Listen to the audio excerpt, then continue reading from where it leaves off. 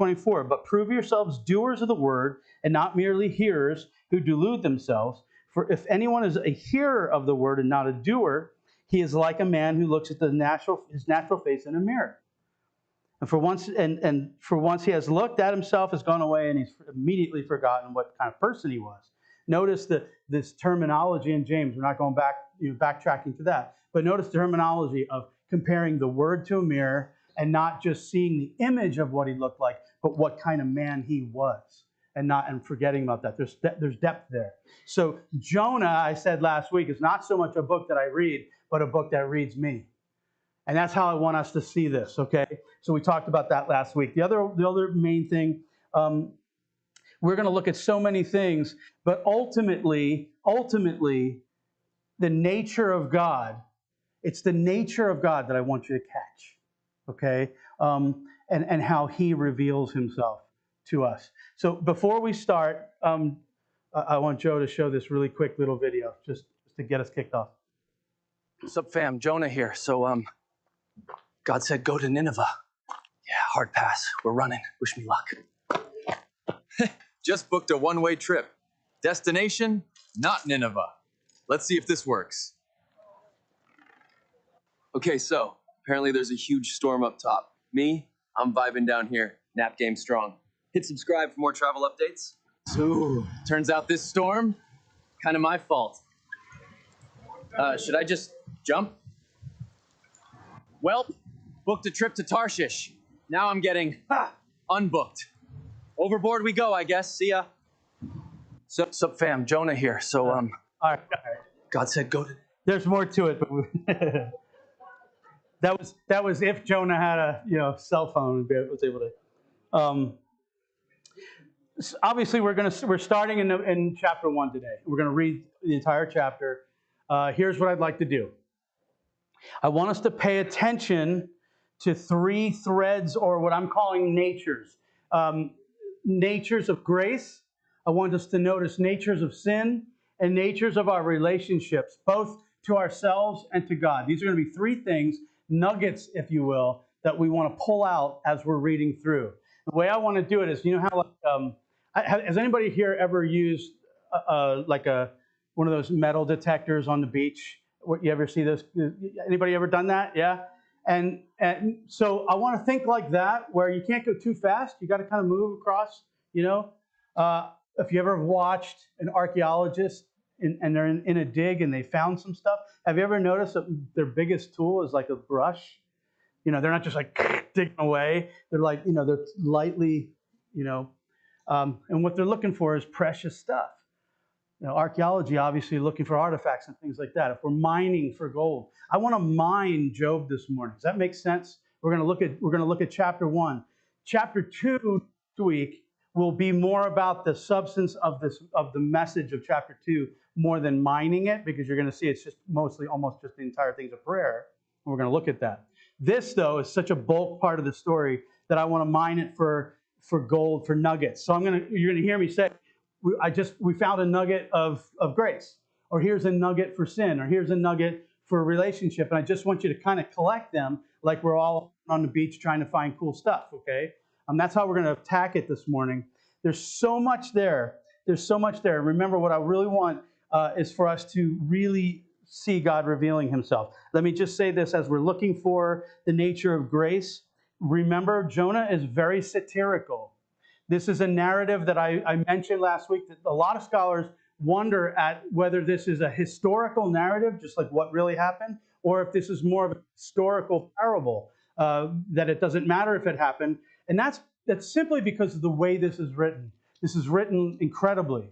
The narrative of Jonah is fascinating, and it's written like a parable. And so there's going to be, I want you to notice there's going to be funny things in it. There's irony in this. What you have is a guy that's supposed to be a good guy, and all the bad guys seem to be good guys. Like this, it's totally flipped upside down. But also the nature of Jonah, and I want us to see this as we're looking through the nuggets, particularly of grace, is that Jonah's everything's sort of over the top with Jonah. Everything's big.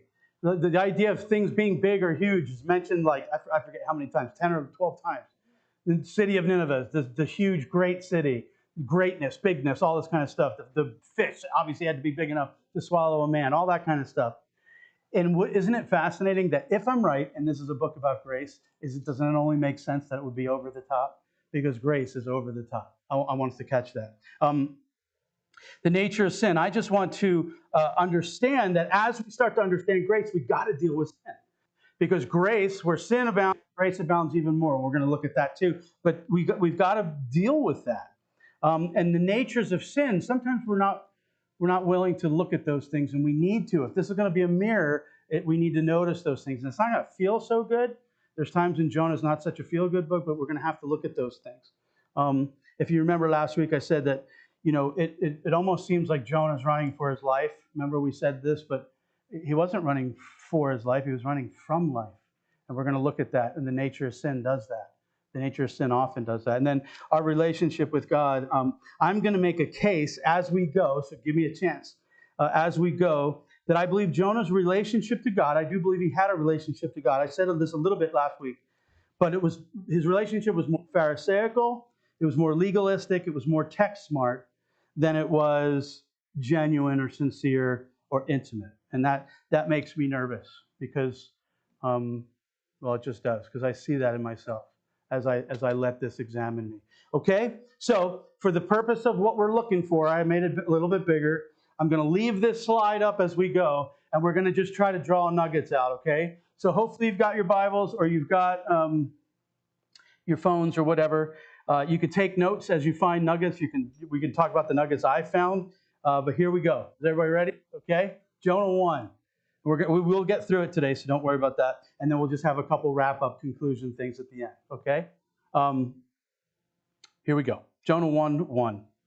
The word of the Lord came to Jonah, the son of Amittai, saying, Arise, go to Nineveh, the great city, and cry against it. For their wickedness has come up before me. Okay, we got to stop because there's nuggets already, okay? There's nuggets already of grace in these two verses. In fact, I'm going to point out 3, okay? And we're going to move through pretty fast because I want to show all of these things. But I want you to catch them, okay? Number 1, first of all, it says the word of the Lord came to Jonah. Really quick, when you see that, that's what tips this off as a prophetic book, okay? You have the major prophets, minor prophets. Usually it's not because some had better prophecies. Usually it's just in the size of the book. Almost everyone, I want to say almost everyone because I haven't actually looked at every one of them, but I would dare to say just about every one of them starts off with this idea that the word of the Lord came to Malachi, Micah, Zechariah, all these different ones. That's how it starts off, or the oracle of the Lord came to these guys. And then they go and they do it. No questions. Jonah's the only one that's not going to do it. But what I want you to see is the nugget of grace in the ask. Okay? This is our first nugget. It's in the invitation. God invites us to be part of Him, to be partners with Him, to do things with Him, to do things that are bigger than ourselves. That is such grace. Go back and remember what grace is. One of the biggest ones is that we don't deserve it. Right? We've done nothing for it. You've done nothing to earn grace. I'm trying to think of the word. What did you call it last week, Roger? It begins with an E. Gosh darn it. In my brain. Hold on. It doesn't matter. Well, it's the same thing that we don't deserve grace. It's unmerited. Not an E. Unmerited favor. Okay? Unmerited favor is one of the big highlights of grace. And look at this. The word of the Lord came to Jonah. That's grace right there. It starts with grace. We are invited. That's an invitation from God. That is grace extended. You guys have that every day. There's things that God invites you to do that's partnering with Him. Okay? That may sound simple, but I want us to see how grace builds in this narrative. Okay? Here's 2 more. Grace obviously is being extended to Nineveh here in verse 2. Go to Nineveh. Okay, we talked last week. I'd love to go over it again. Assyria was bad stuff, and Nineveh was the capital. And they were bad dudes. They were doing some horrible stuff. And God's extending grace to them. He could have just destroyed them. But He's at least giving them a chance to get word that God's paying attention to what they're doing. Okay? There's grace in that. There's grace in that. There's also grace in God hearing. It says, go out and cry against it, for their wickedness has come before me. Okay? The idea of that, we saw that. We saw that in our Bible study, particularly. We saw it with Sodom and Gomorrah, right? That was in Genesis 18, 20 through 21, where God talks about the cries of the people are reaching his ears, right? We're not talking about the wickedness and the wickedness itself reaching. The wickedness, the indirect idea of this is the people who are being hurt by it. Their cries are reaching God's ears. Okay? We saw it in Exodus 3:7 when Moses is being told by God at the burning bush, the cries of the oppression of the Israelites, your people, have come before me. Okay? I'm hearing that stuff. This is the same thing. Can I just share something? Sometimes we can, if we go too fast over the sand or we just start digging up the thing, we miss it. Can I just tell you, Jonah right here is being invited to do something to help his own people. When he's thinking of the evil happening in Assyria, it's happening against its own people.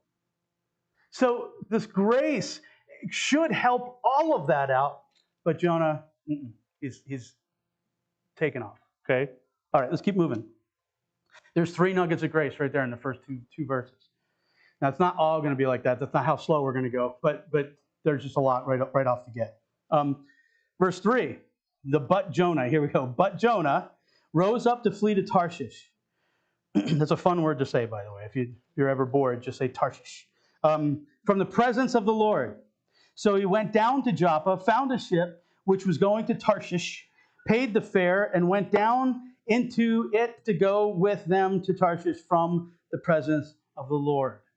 Okay, there's some nuggets here we got to deal with. We got to deal with these. Number 1, we have a nugget of the nature of our relationship with God. This is part 1 of why I don't know what kind of relationship Jonah had, but it doesn't seem like one I would want to have. Okay? He says twice here in verse 3 that he rose up to flee from the presence of the Lord. And it says it again at the end. He's going to Tarshish from the presence of the Lord. I'm sorry, but what kind of relationship do you have with the Lord if you think you can flee from him? Certainly not like David. David, Psalm 139:7. Where can I go from your presence? If I go down to the depths of Sheol, you're there. If I go to the heights, you're there. Everywhere I go, you're there. David's relationship with God was such that he was like, Lord, I know you're always there.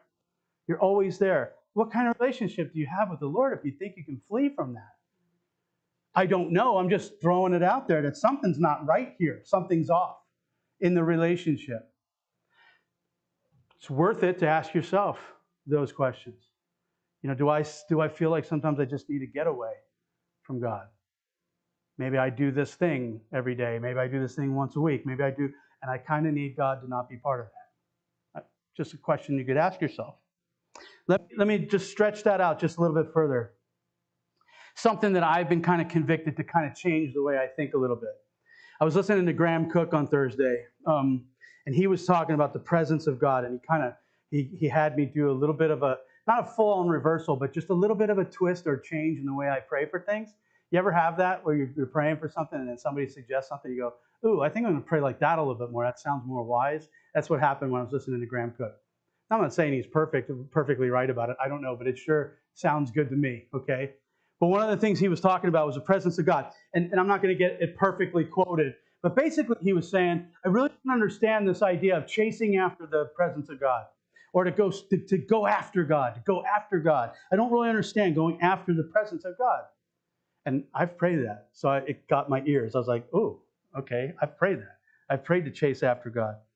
He says it's not as much about chasing it, but finding it and finding it close is what he says. And he likened it to like if you're meeting a buddy or a friend or somebody that you're fond of, you love, at a coffee shop, let's say, and you're running late and they're already there. He was likening it to like you go into that coffee shop and you just take a quick look and you do the like, hey, and you hope they don't go like that. But no, you look out, and they go, hey, Like Graham's talking about the fact that he's close already. He's already here. Hebrews 13:5. You guys should know this. I'm going to say it in my own words. Okay. Hebrews 13:5. Don't love money and your possessions. Or another way of saying that is like, don't let your possessions possess you, right? But rather be content. Be content with what you have. Why? Because he says he will never leave you. He will never forsake you. Perhaps his presence is something that we just need to find close instead of going out there to look for it so much, okay? So I'm questioning relationship here. We're going to talk a lot more about that next week because I think it gets deeper than that, but we're going to move on. There's another nugget here in verse 3 that we just need to look at that's very interesting.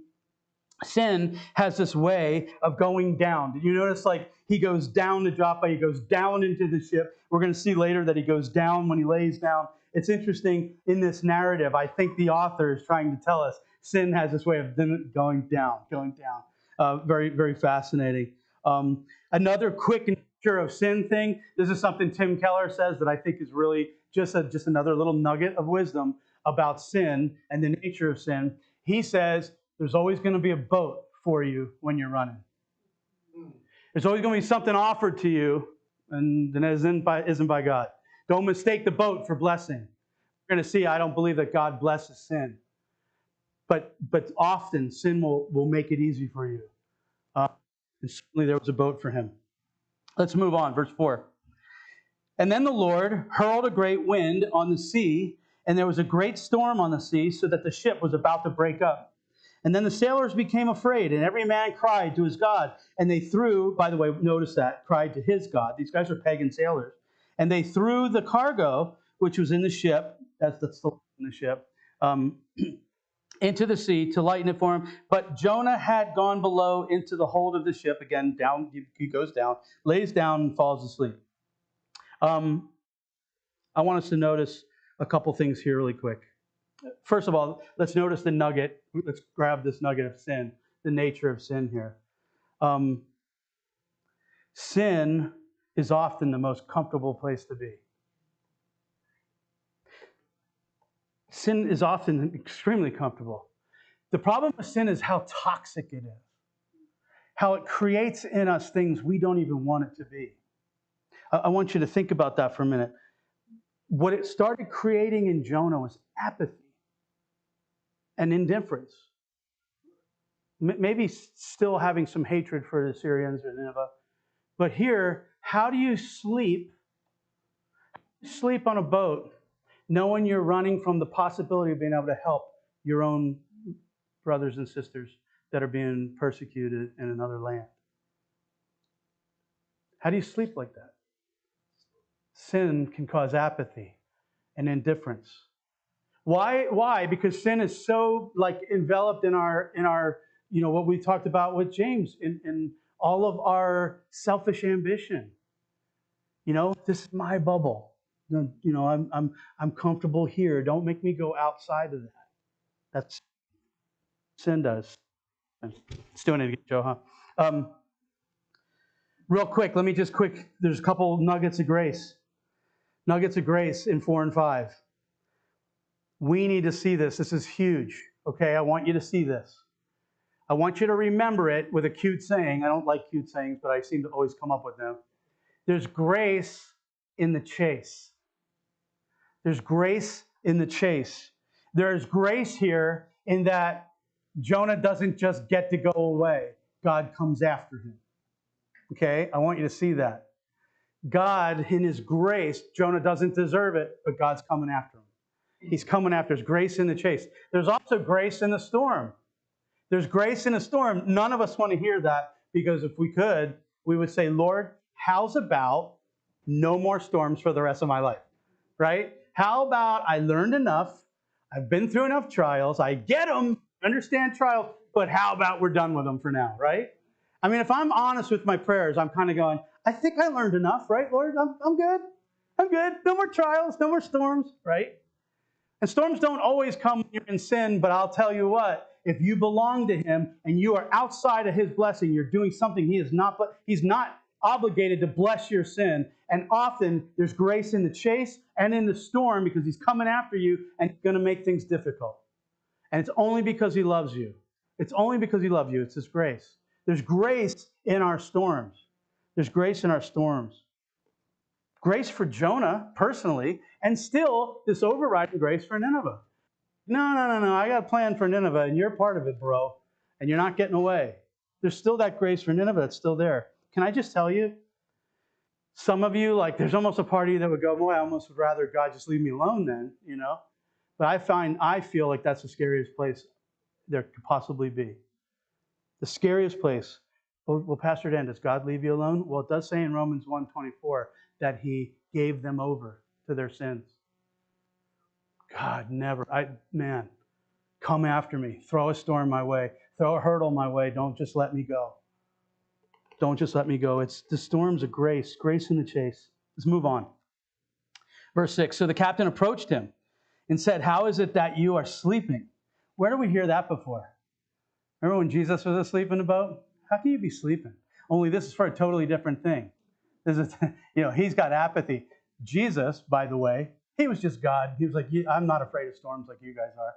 If we need to, I'll just tell it to shut up. That's what I love about Jesus. That's the Jesus that we follow. We prayed that this morning. God was moving on me to pray, just like, hey, help us to remember that we serve a God who's the God of these storms, that he give me the peace of being able to sleep in a storm the way Jesus did, not the way Jonah did. Interesting opposed ideas there. Verse 7, and each man said to his mate, come, let us cast lots, so we may learn. By the way, casting lots, if you don't know, it's they would throw these things and it would kind of, I won't get into it. For our vernacular today, it would be like rolling dice to see and deciding, like, okay, if it comes up a 5, it's you. And if it comes, that's kind of what they were doing. And so they cast lots to see why this calamity has struck us. So they cast lots, and the lot fell on Jonah. Now, you guys, this is okay to laugh at this. This is hilarious. You got to imagine, what is Jonah doing? He's sitting there. Oh, man, they're casting lots.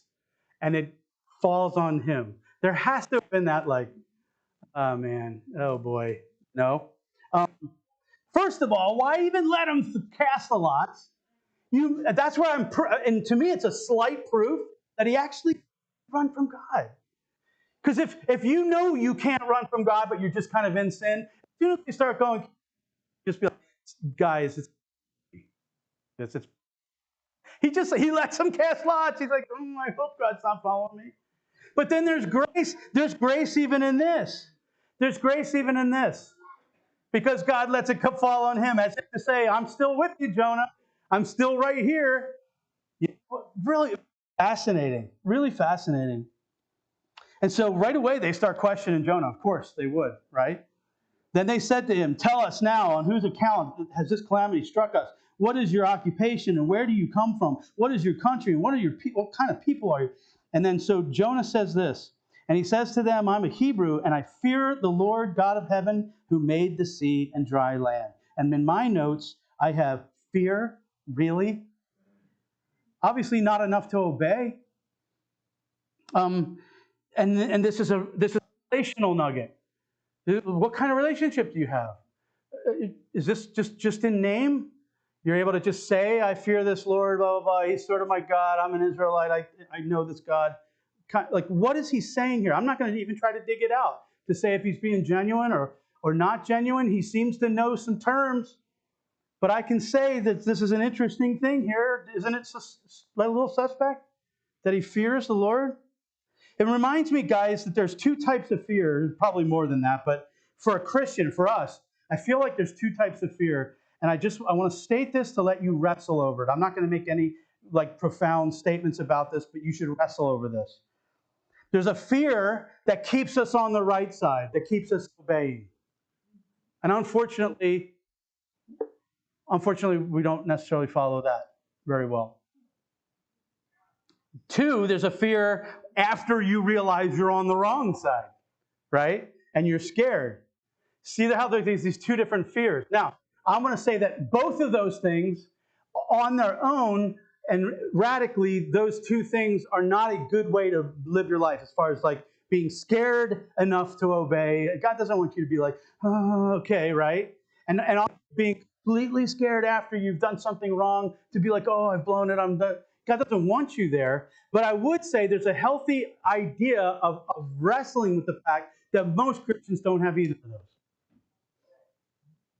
They're not fearing enough to go, I don't want to do that because that's against the Lord. I know the Lord wants us to not want to do that because we love him, but it'd be good to have a little bit of classic fear in there too. But then after we screw up, I think most Christians don't have any fear either. Right? Just something to wrestle over. Just something to wrestle over. What's he saying there? But let's keep going. Then the men became extremely frightened. And they said to him, how could you do this? For the men knew that he was fleeing from the presence of the Lord, because he had told them. That must have been an interesting conversation. The Lord asked me, that's why I think that video was funny. Hey guys, can I pay the fare to get on here? I'll go off and sleep. I'm running from the Lord, So they said to him, what should we do that the sea may become calm for us? For the sea was becoming increasingly stormy. Very interesting there. Very interesting that these guys knew that there was a supernatural nature to this. These guys are sailors, right? They've seen storms before. There's something that's making them nervous. That's just interesting. It's a sidebar note. Then he said to them, Jonah says to them, pick me up and throw me into the sea. This is verse 12. Then the sea will become calm for you, for I know that on account of me this great storm has come upon you. However, the men rowed desperately to return to the land, but they could not, for the sea was becoming even stormier against them. A couple more nuggets here. I just want you to see one of the natures of sin here. We don't know Jonah's motive. He seems to think maybe the sea will calm after he's thrown in. We don't know if he got word from the Lord about that. It kind of indicates that he knows enough about the Lord to say, hey, the Lord makes these storms happen, and if this is because of me, he'll calm it for you guys. That there's all of that can be put in that, right? Well, we don't quite know, but we have an idea of, when we get to it later, is it seems to me like sin would rather die than repent.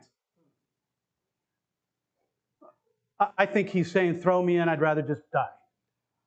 Than actually say, guys, it would go well for all of us if we turned around so I can go back and do what God asked me to do. No, he just says, throw me in the water.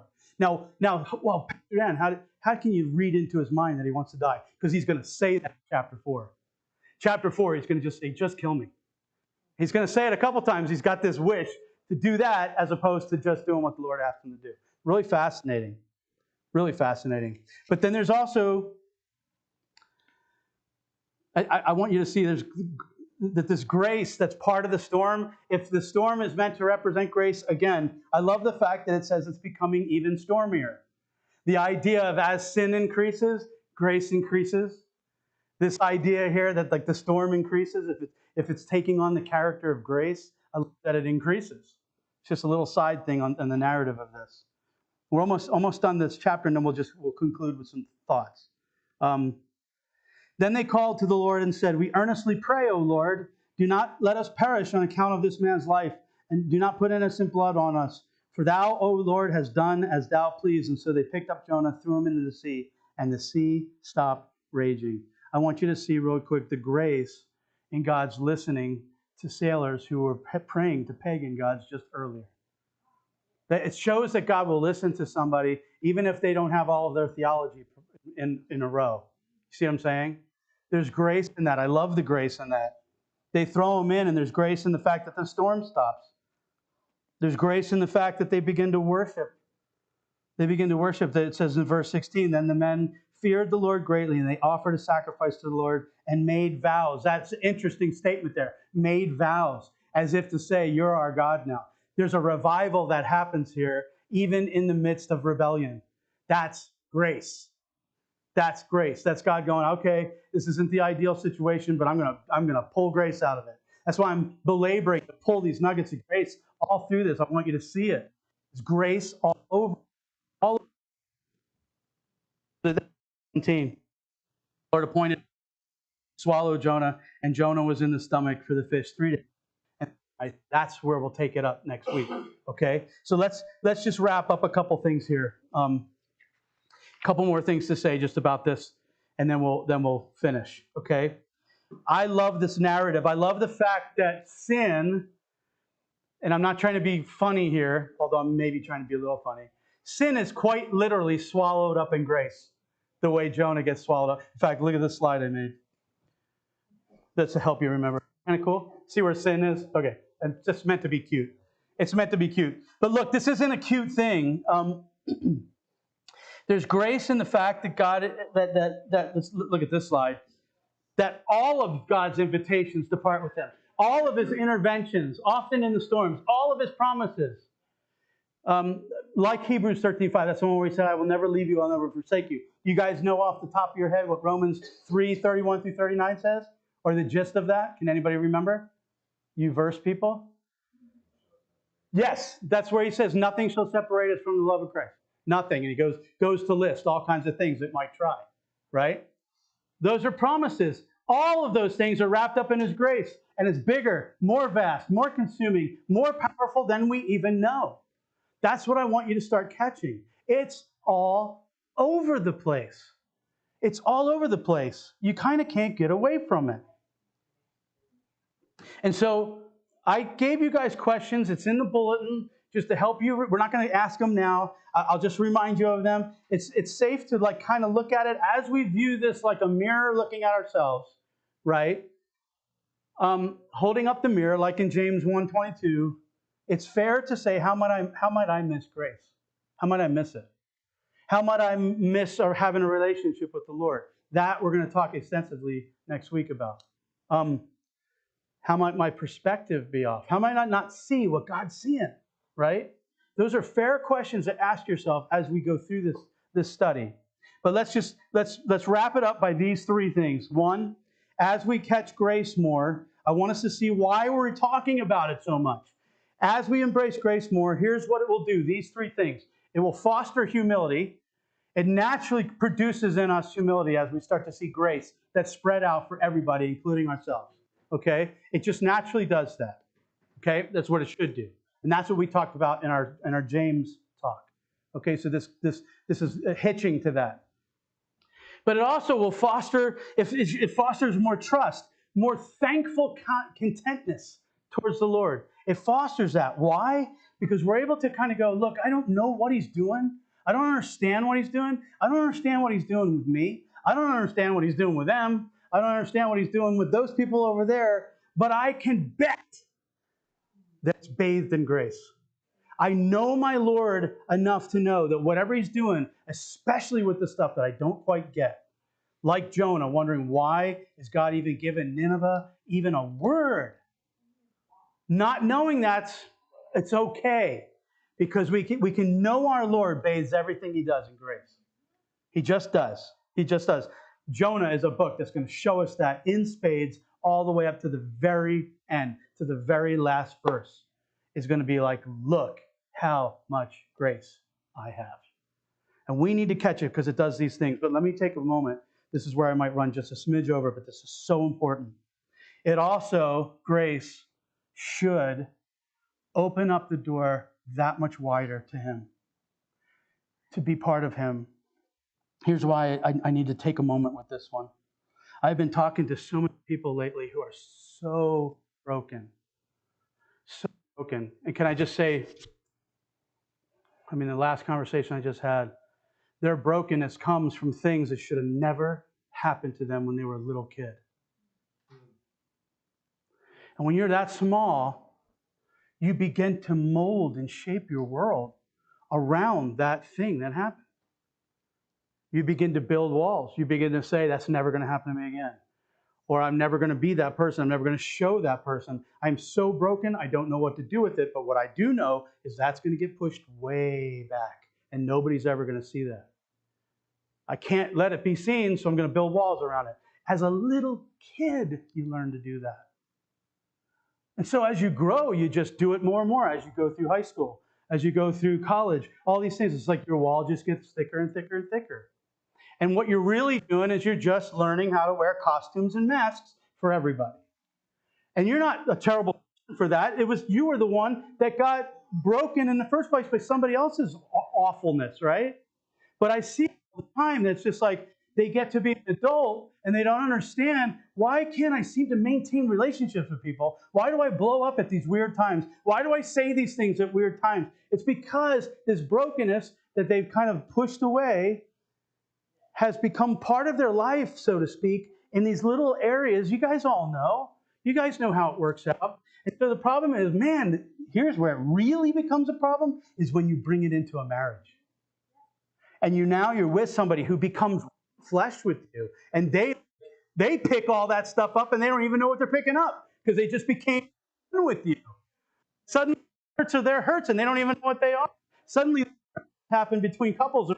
We don't even know what this is, because the person who had all those pains enters into the relationship not knowing, even knowing what they're bringing. It's not their fault.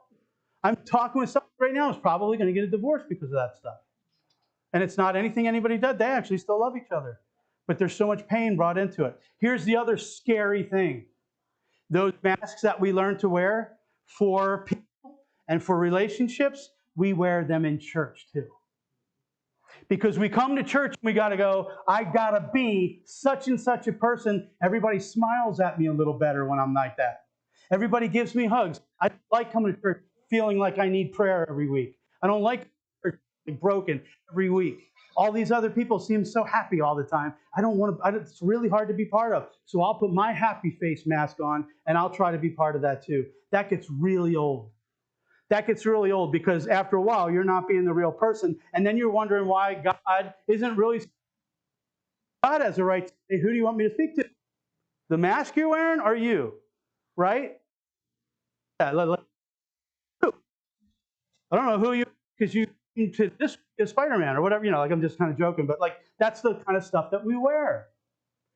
And so people get sick of church. And you know what else happens? People also, and I've done this, they just believe that all of us are wearing those masks and fake. If I've got to try to fit in there, when they look at a church that seemingly loves each other and that we're all helping each other and that we're all happy, their thing, and they could be wrong, but they're going to think to themselves, they must be really fake. They must be all wearing those same masks. Guys, if that's what church is, come on. I don't want to have anything to do with that. I don't want to have anything to do with the church that's forcing people to wear masks to come in here. I pray this could be a church where you can come into this building with all of your brokenness. And if you feel like you can't, talk to me, because we're going to make it happen. We need to make it happen. If you feel like I'm setting that up for you, man, I will repent. I don't want that. I want to be able to come broken. We're all broken. We talked about Ephesians 2. That's where we all start. It's a level playing field. We all stink. We've all been broken. We've been the ones who've mistreated people, and we've been the ones who've been mistreated. All of us. We're all broken. All of us are trying to get this thing right. All of us are trying to figure this thing out. We're trying to figure God out. Next week, that even me right now, as a prayer, as a studier, there are times when I go, oh my goodness, am I just saying this? Or am I actually engaging with the creator of the universe? I go back and forth, and I'm a pastor. I get paid. I don't want that. I want this to be real. I want this to be real. And I believe it is. But I don't want us to have to put masks on when we come here. Grace, I know I took a long time on that one point, and I won't take that long on everything else, but grace opens up the door that much wider. I want us to start noticing what the toxicity of sin does in us. And these are just two good questions you can ask yourself. Has sin become so comfortable that we can sleep through a storm God may have sent to get our attention? Is there sins in your life where it's like you seem to be able to just sleep through it because it's become that comfortable? It's become that much of a vice. Questions to ask on your own as the mirror of Jonah holds up to your face. The second one, has sin made you indifferent or apathetic in any way towards the lost? It could be that thing I just talked about where you're just like, everybody's fake anyway, so I don't know. I don't know what to think. Or I'm just trying to figure things out. I get it.